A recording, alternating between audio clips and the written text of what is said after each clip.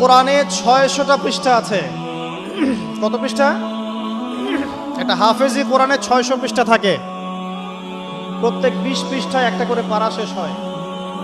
প্রত্যেকটা পৃষ্ঠার মধ্যে ১৫টা করে লাইন থাকে। কয়টা লাইন থাকে? ১৫টা লাইন থাকে। প্রত্যেকটা লাইনের মধ্যে ৯টা করে গড়ে শব্দ থাকে।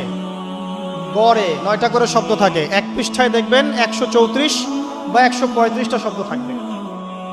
এখন ৬০০কে আপনি ১৩৫ দিয়ে গুণ করলে দেখবেন আল কোরআনে ৭৭,৮০০টা শব্দ আছে। ৭৭,৮০০টা শব্দ আছে, মানে প্রায় ৭৮,০০০ শব্দ আছে। এটা হলো শব্দের কথা বললাম।